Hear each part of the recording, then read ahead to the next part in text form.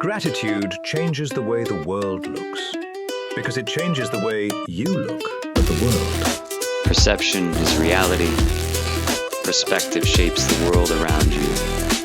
I'm J.J. Weinberg, and this is my perspective. Hello, I'm J.J. Weinberg. I am an artist, an activist, an alchemist, and I'm also none of these things. I am a creator, and I am the created, and this is my perspective. If this is your first time hearing my voice, welcome. You can find my work on the internet at happylittlehairdos.com or jjweinberg.com. My art spans canvas, music, podcasting, essays, books, and protest movements. I tell people all the time that life itself is a creative process, and my work represents a multiverse of ideas. I'm a writer, I'm a musician, a filmmaker, and a sculptor of thought. I'm a lover and a fighter. In 2020, I began speaking into the microphone and camera, shaping the earliest version of what this show is, a sporadic podcast where I tried to explore the strangeness of being alive, the way serendipity threads our days, and the way imagination acts as a compass in our lives. So this radio broadcast is simply an extension and an expansion of that conversation. It's my raison d'etre, as they say. I consider myself a communicator above all, and that's why I'll pick up a brush or a pen or a computer or a tablet or a microphone to try and communicate my perspective. So this will be the place where my perspective meets the perspective of others, because nothing in life is really seen directly. Everything's filtered through the lens of the observer. Perspective shapes meaning, and meaning shapes the world. Every belief, every heartbreak, every revelation is an angle changing as we move. I believe that life itself is a creative process. That's why everyone is an artist, whether they know it or not. Your days are your canvas stretched across the line of time. And your movements, your actions, your decisions are your brushstrokes. And when the years gather behind you, what you have in your hands is a masterpiece of intention, happy accidents, sorrow, and triumph. A masterpiece called a life. So this show explores the frames that we choose and the ones that we inherit, the ones that we need to break. It examines how meaning bends when we tilt our head and decide to see through new eyes. It's a journey through the worlds that live inside us and the worlds that live around us and the strange place where they overlap. Thinking about that overlap, I have this idea that a lucid dream, and if you're not familiar with lucid dreaming, it's when you become aware within your dream state that you're in a dream. And it's equal parts exceptional and terrifying if you've ever had one of these dreams, because the implication is that the entire world around you, every tragedy and every triumph, is part of your imagination. So you're responsible for every fight and every love that's happening in this dream state. And that's what this is about. It's about perspective. It's about saying, what if right now you're hearing my voice, but you're just dreaming? And this is me telling you to wake up, to realize that all of this is merely perspective. So as we're rolling into Thanksgiving next week, this is where I want to start. It's appropriate, I think. November 22nd, 2025, my first radio show here on WVLP. we'll talk about gratitude. And it was, I think it was in March. Yeah, March 16th, 2024. I recorded one of my shorter podcasts about how gratitude isn't a feeling. So this is one of those podcasts that you can find on YouTube, on my website, jjweinberg.com/perspective. So we're going to play that audio, and then I really want to get into some things. But before we do, I want to thank Paul Schreiner. I want to thank Greg here at WVLP, and I want to thank my good friend John Voga. Voga, Barnes, and Denny are the underwriters for this show, and I'm grateful. It's easy to feel grateful for that, because without them supporting, I wouldn't be here talking to you.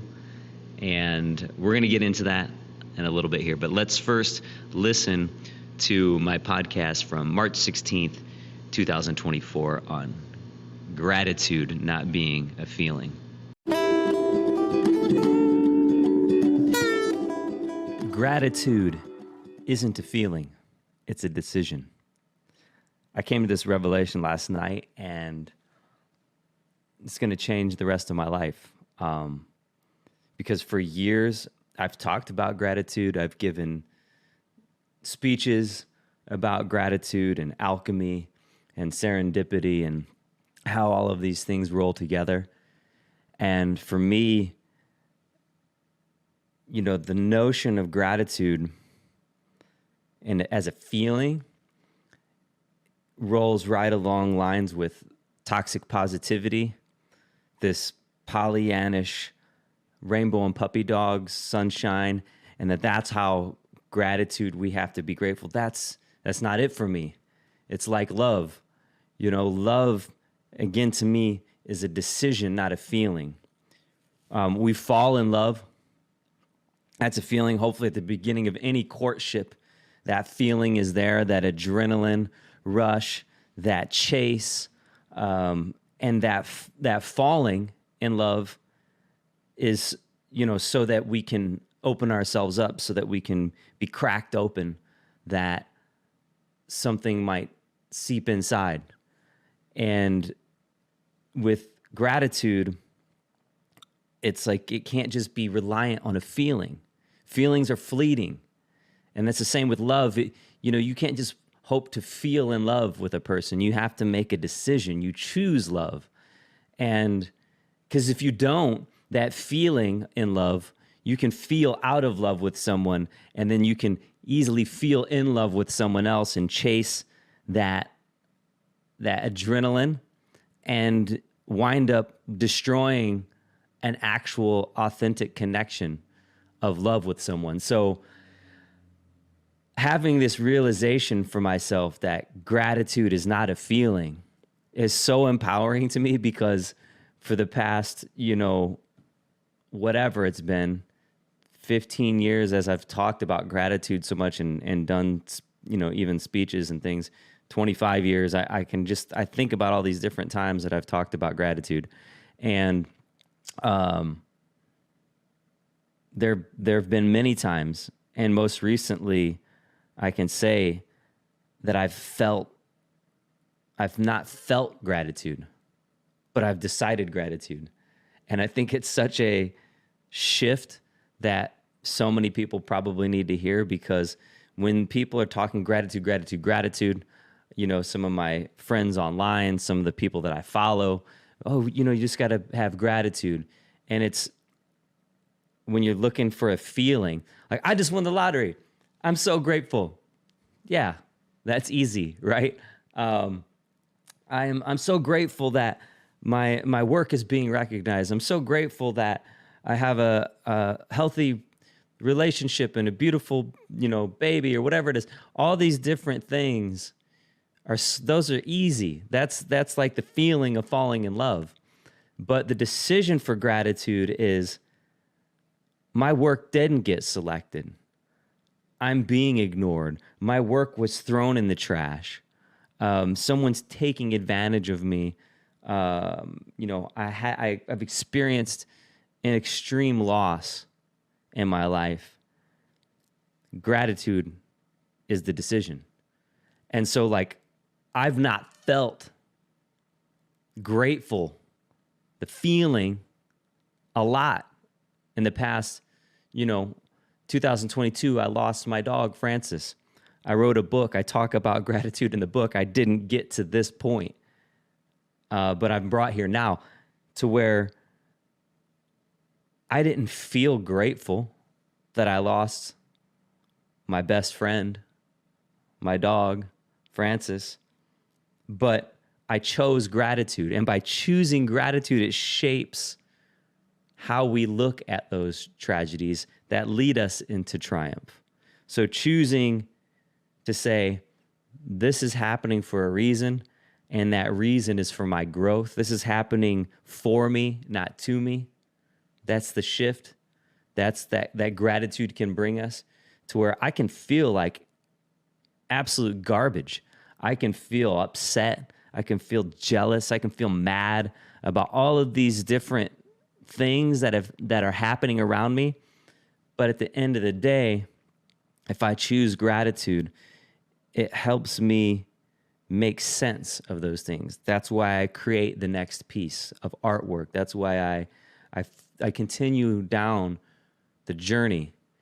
And then you end up finding and unearthing the treasure that's really at the bottom of it. So I hope that this, reaches somebody and you feel, well, you don't feel, it resonates, because again, the feeling will be fleeting. It has to be a decision. There's love can be tough. Gratitude can be tough. Love can make us grow. Khalil Gibran says that so as love is for our growth, it is for our pruning, right? And the same with gratitude. It moves us to the next level if we decide, if we choose it, if we choose to be empowered by it and let it be the ground of our experience and not just a fleeting feeling. Because you're never going to feel grateful all the time. And it doesn't serve you to put on a fake smile and say, I'm grateful. Oh, this is great. No, you don't need that to have decided gratitude. You can feel terrible, but still choose gratitude. And that's my piece. So that was a podcast from March 16, 2024. I'm laughing because I've had all these interruptions as I've been wanting to start recording this.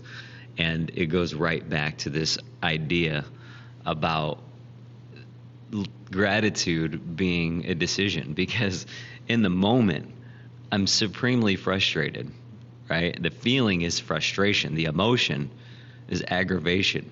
But my decision is gratitude. I'm laughing because if I choose gratitude, it changes my perspective, right? We can have these emotional frustrations. That's part of the human experience. But it's about what is our base perspective. So there was one point in the podcast I was taking notes, like I said, where I said something about if you feel this, and then I corrected myself. And then I said resonate, because that's what it's about. It's about resonance of frequency. It's like you might not even feel it. It's easy to feel happy when you win the lottery, but the decision for gratitude, that key point that I talked about there, and I reflect on this all the time, that it's happening for me, not to me. That's the shift, right? And so it feels frustrating. Like I've been having some insane car troubles. And in fact, I'm going to be doing a episode about this in the future here, about how to use AI. I'm not a car guy. I'm not really mechanically inclined. I mean, I know my way around a little bit, but anyway, I've had some frustration with my car right now recently, right? And it's funny because it's, again, giving me a perspective. What I know is that even though I've had all of these challenges, even though it's been really aggravating and upsetting and even traumatic, it sounds crazy, right? But a vehicle is existential to get to work, to visit people, to do all the things that you need to do. And I'm looking through the lens of what's happening and like, well, I'm learning something right now that I'm going to be able to share with others. I'm going to share you the shop that my car was at. When we talk about this later, I'm going to tell you how I used AI to help me solve some of these problems. But again, it's the problem. The Stoics will say, Marcus Aurelius, that what impeded action advances action, that the obstacle can become the way. And I remember I was in the mountains, Angel's Landing, looking out in Zion National Park. And this phrase came to me, and it's been part of my personal mantra ever since, that these mountains, far from obstacles, lift me up. And basically, it just kind of, that phrase just kind of came fully, into my experience, fully formed. It wasn't something I was pondering and thinking about. It just was like I heard a little whisper. And thinking about it, what it was saying to me is that these mountains that can be in our way, they actually elevate us. There's a climb, right? There's a journey. We're Frodo with the ring. By the way, Samwise, if you're a Lord of the Rings person at all, I just want to say that Samwise is actually the hero of the Tolkien books of Lord of the Rings. And it's funny because, we kind of see him as the sidekick. But Sam, if it wasn't for Sam, things wouldn't have got done. So anyway, this idea, though, that the mountain lifts me up, it's grueling. That climb can be, make your legs weary. It burns, but the experience that we get once we're elevated, it's just a ladder.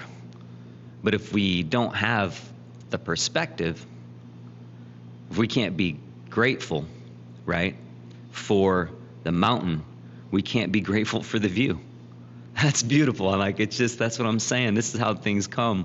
And I'm almost in tears right now because of how cool that is.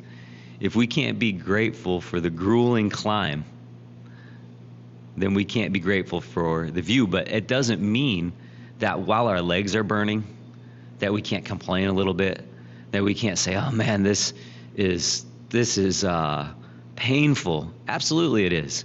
And you're not going to say, oh, I'm so grateful for this pain. You're going to say this pain is treacherous, but it's the way that we get to the top. It's the way we get to the pinnacle. It's the way we get to the new view. It's the way we change perspective. And so we are in a state of gratitude, the frequency.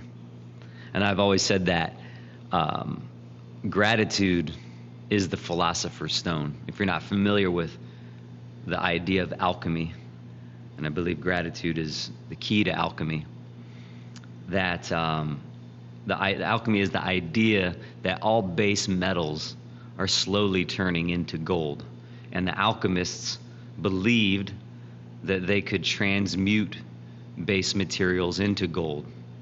And the philosopher's stone was the method and the vehicle for making that happen. And so I say gratitude is the philosopher's stone. But again, if you look at things like, you might hear The Secret, or you might hear manifestation, law of attraction, that's another one that you'll hear a lot. And you might think, oh, this is hokey. And a lot of times it is. That's part of the problem, because they don't address this side of what it means to choose gratitude. Like I said in the podcast, choosing love. Love is a decision, not a feeling. And if you only focus on the feeling, you might lose sight of a beautiful relationship because you don't feel in love today because this person did XYZ and you don't feel it. Well, that's a roller coaster of emotions. I'm talking about decisions, right? You don't decide to fall in love. That happens. And I talked about this in that podcast. It cracks you open, right? Because it shakes your perspective. We need to really fall, to have all of our walls come down, to the boundaries. We need something that shakes our perspective. And that's what falling in love is about. And oftentimes that's what tragedy is about in our life. It just rocks the boat. And it takes us out of this mundane, repetitive existence where sometimes we just take everything around us for granted. It shakes us to our core. It's like the seed cracks open to reveal its potential. Reminds me of the poet Rumi also saying, love is not a subtle argument. The door there is devastation. And that means we have to devastate, we have to obliterate, we have to shatter the things that come between us and our decision to choose love. So Thanksgiving is next week, and this is one of those places, it's so perfect to talk about the nuance and to get away from the idea of things having to be Pollyannish. This show, this podcast experience, if you're going to go on a journey with me, the perspectives we're going to talk about religion a little bit. We're going to talk about politics, these taboos, We're going to talk about socio-political stress. And that's part of all of our perspective, right? And so Thanksgiving is one of those holidays that's been essentially whitewashed. It's Pollyannish. You think about the Thanksgiving holiday in the United States, you think of the natives and the pilgrims sitting around the table joyously, celebrating one another, and that's just not how it happened. It's very anachronistic. It's a part of the anachronistic fairy tale of, white American history. When we actually look back at things like Christopher Columbus chopping hands off of indigenous people if they didn't bring him enough gold. You don't hear about those stories in history books. When you look back at the founding fathers, as they're called, Thomas Jefferson was a slave owner. Thomas Jefferson impregnated one of his slaves, Sally Hemings, many times. The hypocrisy and perversion of that, it just can't be overstated. But this is where we get to this idea about gratitude. We get this idea about love being a decision, right? My dad was deeply flawed, and we had our fights, our struggles. My dad passed August 27th last year, and I'm not here to talk bad about my dad. He was, like I said, scarred, and he didn't choose gratitude as the base for his experience, And, he was an alcoholic. He was very abusive, verbally, physically sometimes when I was a kid. And, later in his life, he made some shifts, some changes that people, they don't make. And it was great to see. It was really amazing to see him make those changes. But it isn't my duty, it isn't my responsibility to pretend that my dad wasn't those things. He was. Just like it isn't our duty to pretend that Thanksgiving is some sort of Pollyannish celebration. It wasn't. It really wasn't. I mean, again, the idea that this show is called Perspective, I would just implore people to read, pick up some books that go outside of the curriculum of the kind of sanctification of basic U.S. history, the kind of indoctrination of, the patron saints of the United States that says, well, we can't see them for their flaws. Again, these are decisions. So Thanksgiving is something that we have to look at through the lens of nuance. So with my founding father, my dad, I chose gratitude. I didn't feel grateful when I would get hit when I was a kid. But as an adult, I chose gratitude for my experience. My dad was exactly what I needed to help shape me into the person I am. It's like, if you look at Star Wars, right? Darth Vader, Anakin, is supposed to bring balance to the Force. It's kind of like the Samwise thing I said earlier. Anakin did bring balance to the Force because he was the contrast that Luke needed to become the hero. And I talked to my dad about this later on in life. I said, Dad, you just are my Darth Vader. He created the stage, the battleground for me to find out what I didn't want to be. It's like this term, apophatic theology. It's discovering or declaring or articulating what God is by saying what God isn't.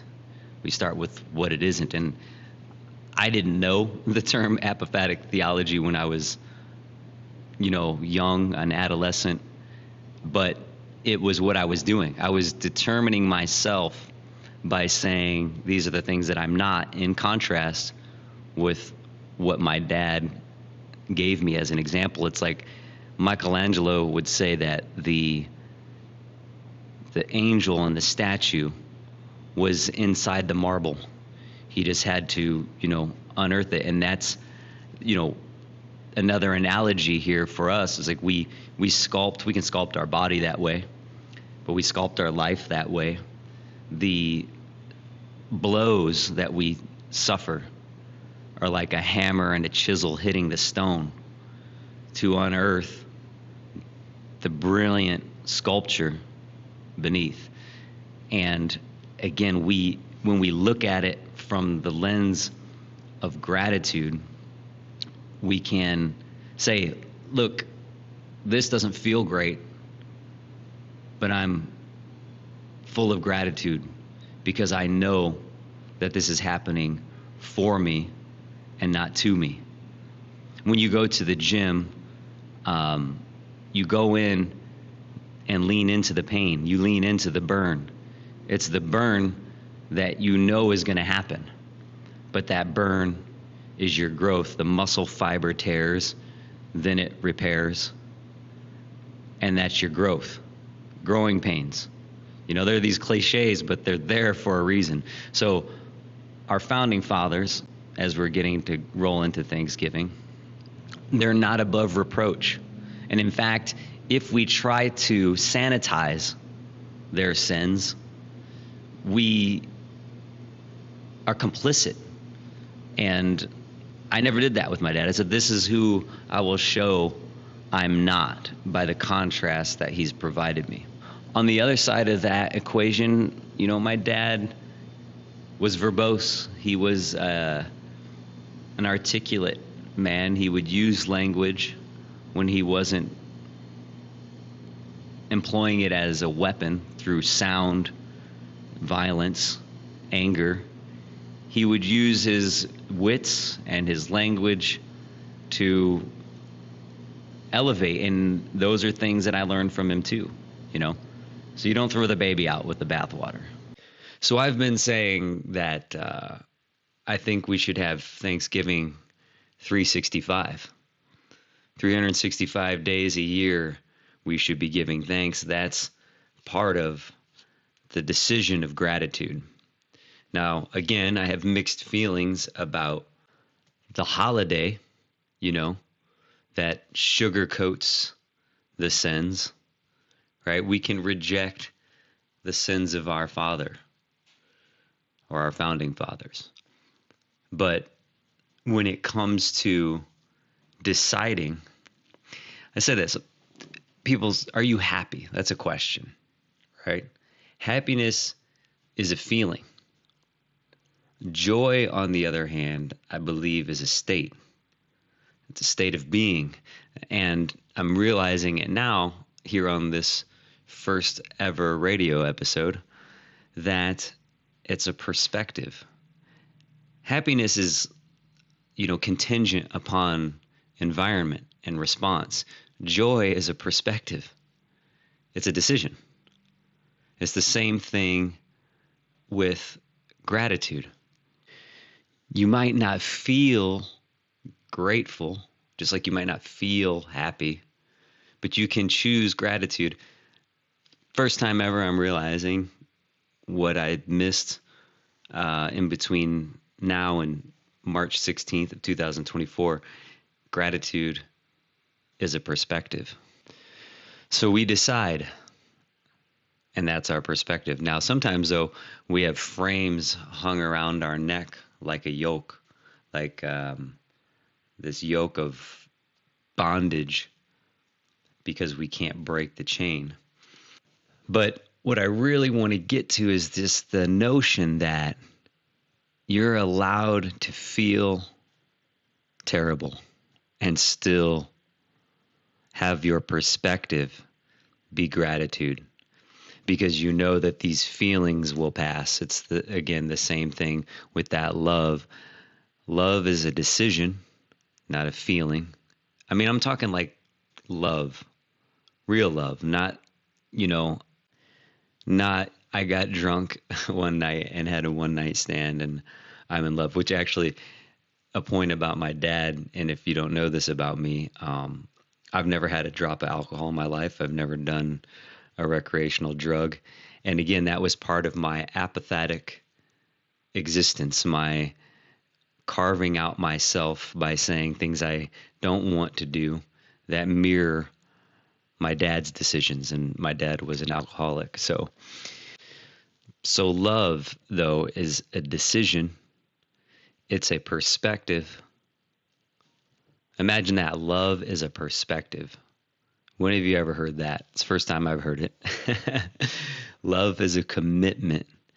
We know that. But what I'm getting at is that joy is a commitment. Gratitude is a commitment. Going to the gym is a commitment, right? We talked about that, the pain. But there's different kinds of suffering. There's anabolic suffering, which is growth. And then there's catabolic, which is eating away, at your muscle, at your life. And so when we have meaning in any of the pain that we have, we can understand it as growth. And if we come from a perspective, a decision of gratitude, then we shift the meaning of the pain. So when we go to the gym, we're suffering on purpose because we know that this is for our growth, this is for our health, this is for our betterment. And again, go back to that Khalil Gibran. Love is for our growth as it is for our pruning. So sometimes that love is just painful. And I guess the main thing that I realized on March 16th, 2024 was that I can feel like garbage. I can feel frustrated. I can be mad. I can be upset with people around me, with myself, with my circumstances, and still choose gratitude because it's about where I'm being led, right? And happiness is a feeling. Joy is a state. This is where we're at. So earlier I also said about frequency, right? When we talked about being resonant, that we can tune into gratitude. And I mean, imagine right now, if you're listening to this on the radio, you literally are dialed into this frequency. And if you've stuck with this and you've been listening from the beginning, you're dialed into a frequency. And I've called myself for probably 15 years a wizard of intentional serendipity. And so when I talk about gratitude being the philosopher's stone, and I mean, I'm just felt like a phony sometimes, because I know that I don't always feel grateful. But this revelation is that you don't have to. But serendipity is another key. So I always say that gratitude is the philosopher's stone, and serendipity is this alchemy by intention, by focus, by perspective. And so synchronicity, if you're not familiar, was a coin termed by Carl Jung, and he was saying that there's a measurable phenomenon in our life of meaningful coincidence, something that defies explanation. And if you look at it, your individual existence, mathematically speaking, is an impossibility. If you start doing the calculations of all of the circumstances which had to be in place for your parents to meet and their parents to meet, and we stack these, your actual DNA, genetic person existence on this planet is mathematically impossible, which makes you a miracle. So for me, choosing serendipity as a lens through which I see the world, I expect these pathways to open up. I expect, things to fall into place magically. And that's part of my gratitude. And that's the again, so it doesn't sound Pollyannish, so it doesn't sound glossy. That's not easy when my car won't start and I'm looking at my bank account. And it's not easy when a relationship gets hard. And it's not easy when you experience a massive loss of any kind. One of my most profound experiences with this serendipity, synchronicity, goes all the way back to art school.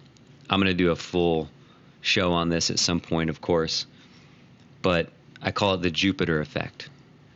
And I'm not really going to go too deep into it now because I want to save that for a future show. But essentially, I saw, as I was skipping class, I was skipping my life drawing class, and I'm downtown Chicago at the American Academy of Art looking out the window. It was the dead of winter, and I saw something happen before my eyes that was something I was simultaneously meditating on and manifested as a message, like a miracle in front of my eyes. And then later that evening, I had a reinforcement of that exact same thing. So the Jupiter effect, serendipity, seeing this recurring number that I see all the time, 451, is about being tapped into a frequency. And it's about giving thanks. We're in a space where, you're going into Thanksgiving, and you always see these memes, right? The uncle that gets drunk and then starts some sort of an argument. I might be that uncle. I don't think that's me. I hope it isn't. We should be able to have healthy differences, right? And this goes back again. We can't always agree, just like we can't always feel grateful, but we can choose as our base a perspective of appreciation just for this whole experience. And of course, one of the topics that comes up in, these frustrations that people have at Thanksgiving it's usually politics. And, to be real transparent here, I'm not a huge fan of our current president. Wasn't a huge fan of our last president either, but this one, has a special holds a special place. And recently, some of the things I've been seeing, and this is a perspective, and don't lose me, don't go away if you are hearing this. This is the test. This is the meter. Can you hear what I'm saying? Because we're this far in, we're 40 minutes into a conversation here. Can you go the next step with me? I've seen these memes about Donald Trump where it says "Daddy's home," and this is a perspective that people have. Daddy's home, and even though I think it's really weird to look at Trump as your daddy, and not to judge it beyond that even, I would say, okay, but I also had a dad that had a lot of flaws. In the Socratic sense, if you're listening and you are a Trump supporter, I'd ask you this one thing. And if you're someone who's listening that isn't, but has people in your life that support, I'm not talking about politics. I'm talking about the cult of personality. And in this Socratic question would be, what would it take for you to stop supporting this individual? What would it take? What would be the straw that breaks the camel's back that you just say, all right, that's it. I can't do this anymore. If you're not familiar, just recently I was in Washington, D.C. with a group of Bobs, a group of people, and we've been in Chicago with a group of Bobs. And when I say Bobs, I mean Bob Ross. I've been advocating for the funding for public media to be put back into place. And we do it through the lens of this Bob Ross meme. And, I say we go from parody to purpose, from meme to meaning. And when I'm doing that, I'm asking people, I say, look, I don't care if you're left or right. I'm asking you to choose between the tone of Bob Ross and the tone of Donald Trump. Just if that was the only thing. Forget all the other politics, everything else. Forget any of the issues. Other than that, if you were to give an example of character for your children, would you choose Mr. Rogers or would you choose Donald Trump? Right? And so that framing, if a person can't answer that honestly, their mirror will answer it for them. And I bring that up because thinking about Donald Trump, I'm saying, what would it take for you to say that's the final straw? And if you can't answer that, if there's nothing that you can say, then that's not thinking. That's a perspective that's been hijacked by propaganda, and there's a vampiric leech on your identity.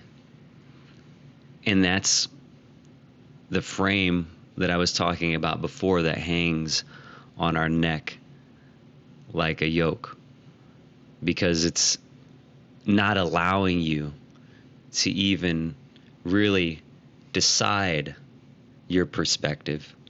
It was decided for you. It was inherited, and it was even shocked and scared into you potentially. So again, what would it take? And the reason why I'm saying all this is because right now we have Donald Trump on the world stage, and I believe that he doesn't reflect. I don't feel like he's, I would say if you're a listener and you're hearing this right now and you can tell me where you see Donald Trump as a person of good character that is reflective and mild-mannered and matches something like Mr. Rogers, then, drop me a message, me@jjweinberg.com, and we'll talk about it, and maybe we'll talk about it on the show sometime so I can get your perspective. But from what I see a knee-jerk, reactionary man who's scarred, like my dad was, who gets angry, who's very, very, very, very, very insecure, like my dad was, and like I've been. You know, that's one of those things. One of my favorite people on the planet, his name is Jeff Thompson. I've read a lot of his books. He's a BAFTA award-winning screenwriter and just a super accomplished man in realm of character and spirit. And there was this one time I remember Jeff saying in a podcast, "just like me." And if you add those words to the end of any criticism you have of a person that really gets you heated, you say, "just like me." It's really kind of keying you into when you did those things. And, you know, I've had all of these moments, but if we can't embrace them honestly, then our perspective is poisoned. So when you have Donald Trump's insecurity amplified, though, on the world stage, it creates some contrast. But again, contrast can be the key. And so gratitude is a decision. When I look at what's before us right now, I really do believe, like, one of the answers, I think, that people who are honest, who are Trump supporters or have been Trump supporters, one of the things I think that they might say is, if something comes out in these Epstein files that shows that Donald Trump was involved in some sort of perverse sex trafficking, whatever it might be, that they would say, that's it. That is it. And the whole house of cards would come tumbling down. I believe that moment could possibly be upon us. Maybe, maybe not.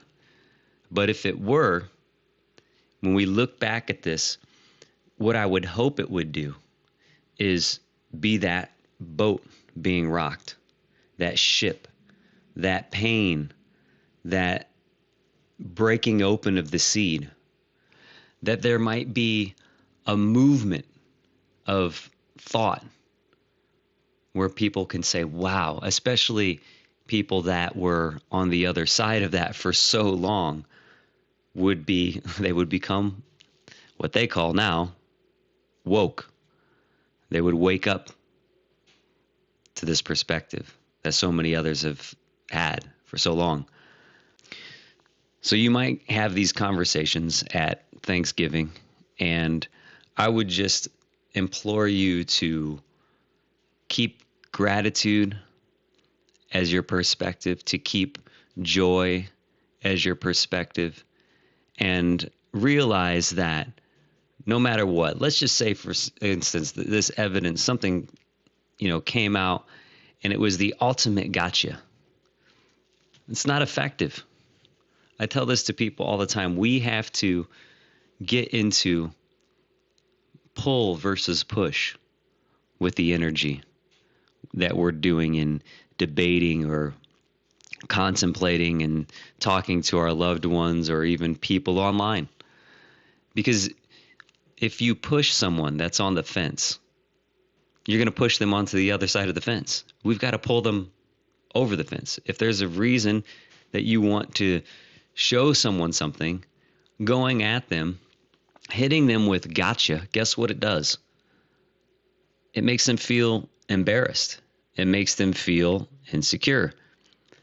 And we do that even at the highest levels. People do that with Donald Trump. And guess what?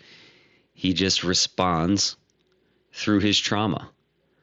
So there has to be, and I'm going to do a show about this, and maybe we'll have some guests on for this one, maybe even with differing opinions. There has to be an elevation and an education. It can't be about embarrassment. If it is about embarrassment, you're never going to make any progress, because people get defensive when they become embarrassed. And, there has to be some grace. And I think when we look at, man, I don't always feel great, but I can choose gratitude. I don't always feel happy, but I can choose joy. I don't always feel in love, but I can choose love as a commitment So when we look at it through that lens, we can even see that our disagreements, our contrast, we can be grateful for them because they're the growing pains again. They're what's lifting us up to a new perspective. Our differences become the opportunity. The obstacle becomes the way, once again. So going into Thanksgiving, it's one of my favorite holidays now. And again, I say that with the same mixed emotion of I choose gratitude even though I got a flat tire, because choosing gratitude might open my eyes to the opportunity that I'm missing. When you get fired from that job that you thought was so great, you choose gratitude. You don't wallow in it. If you do, you'll never see potentially the path that's being open to you. You had to lose that job to get the new job, to put you in position. So when I say that Thanksgiving is my favorite holiday, it's because for me, I've chosen the perspective to celebrate this idea that gratitude is at the back of my experience. And the feeling of the flat tire or whatever else it might be is the same feeling I get when I'm looking at this book and it's right in front of me, and it's the North American Indian is what it says, actually. That's what it was called. It's a complete portfolio of images. And on the cover of it, I actually painted over the title in acrylic. I loved the images. It's a Taschen book, but I didn't like the title. So I painted over it with white. And now it says, because I repainted the title, and it says the North American First Nations Men and Women, right? And so when I say Thanksgiving is my favorite holiday, again, just think about the perspective. If you just heard me say that without listening to 50 minutes of pontificating about gratitude, you might think that I am a whitewashed, brainwashed, Christopher Columbus loving dude. And it's anything but. But that's how it's so crazy if we don't really allow ourselves to get into the nuance. So I am now about to wrap this first episode up, and I want to go back into thanking Greg and Paul, and of course, John, Voga, Barnes, and Denny for underwriting this program and getting this whole thing started. And I just want, if you're listening, you want to send me a message, it's me at JJ Weinberg. You spell my last name Weinberg. I'd like to hear your perspective on what this has meant to you, what it feels like, and what the decision is. What your Thanksgiving experience is going to be this Thursday as you sit down and you go through this tradition with friends and family. Let me know if this has shifted your perspective at all. And let's keep track of it. Let's see what happens when we choose gratitude, when we expect serendipity to grace our lives, when we realize that that flat tire might have saved us from certain doom, and that job offer that we missed might have set us right on the exact course of where we needed to be. So these can be our growing pains, but we have to be thankful for them. We have to be thankful. You know, people say everything happens for a reason, and that is so frustrating to someone that's in the throes of existential suffering, right? Because saying that things happen for a reason doesn't really offer anything. What is the reason? But if we can add that reason is for our growth, then we have the answer. You know, there's the other old cliche, you either get bitter or you get better. And that's a decision. The Circumstances, one of my favorite books of all time, one of the most important books. If you only read one book this year, at the end of this year, or even in 2026, and you haven't read this book yet, and even if you have, probably read it again. I'm going to read it again. It's Viktor Frankl's Man's Search for Meaning. And Viktor Frankl was a mental health professional, a doctor, before going into Auschwitz, before going into Nazi Germany, a concentration camp, and losing everything in his life. Violently, tragically, some of the darkest shadows that humanity has ever offered. But Viktor Frankl said, the one thing that they can never take from you, a man who's enduring a Nazi concentration camp, gas chambers, children, women, everything being torn asunder.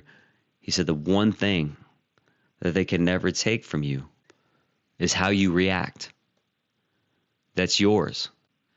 They can take away your shoes.